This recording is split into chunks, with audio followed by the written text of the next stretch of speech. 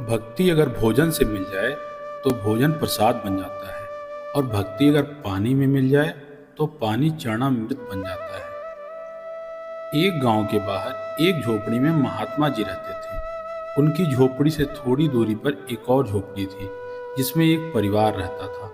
महात्मा जी दिन भर राम नाम की धुनी लगा के रखते थे। राम राम राम राम राम जपते थे, ढोलक पर कीर्तन करते थे। और वो जो परिवार रहता था, इसके मुखिया को लगता था इससे हम डिस्टर्ब हो रहे हैं, परेशान हो रहे हैं। एक दिन उससे रहा नहीं गया। वह दौड़ के गया और बाबा जी से लड़ाई करने लगा। आप क्या यह दिन भर राम राम राम राम राम जपते रहते हैं? राम जी क्या आपको भोजन देते हैं? बाबा जी ने कहा, मुझे तो भोजन मेरे राम जी देते हैं। उस आदमी ने कहा, मुझे तो नहीं देते, मुझे नौकरी पर जाना पड़ता है, काम धंधा करना पड़ता है, सोने का समय नहीं मिलता है, और ऊपर से आप दिन भर राम नाम की धुनी लगाए रहते हैं।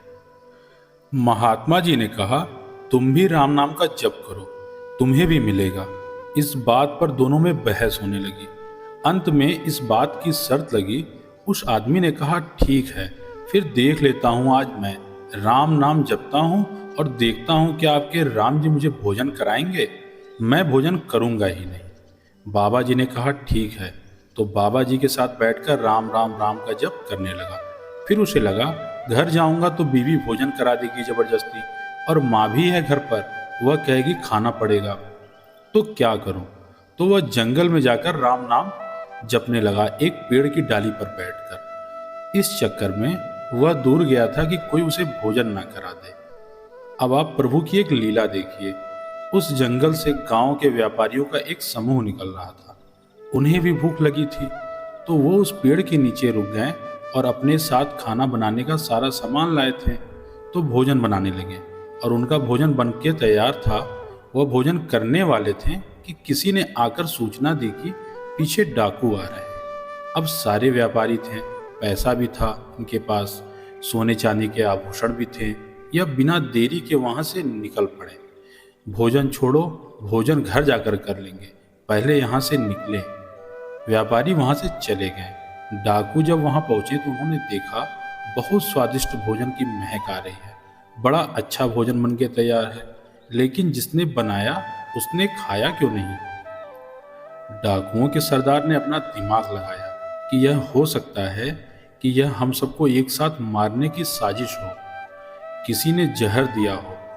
सारे डाकू ने कहा, बिल्कुल सरदार, आप सही कह रहे हैं, ढूंढ लेते हैं किसने यह काम किया है। आसपास का वह इलाका ढूंढने लगे, किसने किया है ये?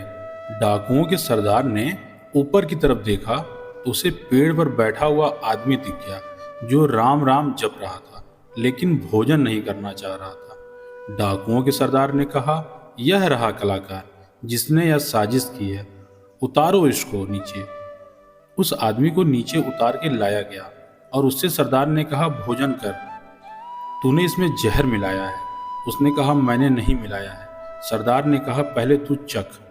उसने कहा, मैं नहीं खा सकता हूँ, क्योंकि उसने तो अंदर से प्रण ले रखा था बाबा जी से कि मैं खाऊंगा ही नहीं। डाकुओं ने एक लठ मारा और कहा, खा।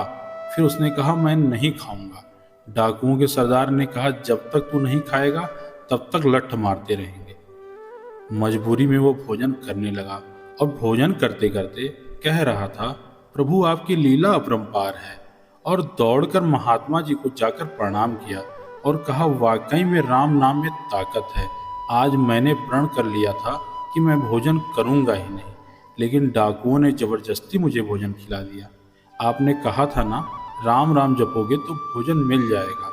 आज राम जी ने मुझे भोजन करा दिया। शायद उन्होंने यह लीला रची है। यह जरूरी नहीं है कि आप काम धंधा छोड़ करके सिर्फ और सिर्फ भगवान के नाम ही लेने लग जाएं। आप जो काम कर रहे हैं, जिस व्यवसाय में हैं, काम धंधा कर रहे हैं, जिस क्षेत्र में हो, पढ़ाई कर रहे हैं, करते रहिए। लेकिन जिस नाम से आप भगवान को पुकारते हैं, उनकी भक्ति में कमी मत रखिए, क्योंकि उनकी भक्ति की शक्ति बहुत है। और आप जिस क्षेत्र में आगे बढ़ना चाहते हैं, अगर उनकी जरा से भी कृपा हो गई तो आपका काम पल में हो जाएगा। फिर मिलेंगे दोस्तों एक नई कहानी के साथ। तब तक के लिए अपना ध्यान रखना। और हमेशा मुस्कुराते रहना।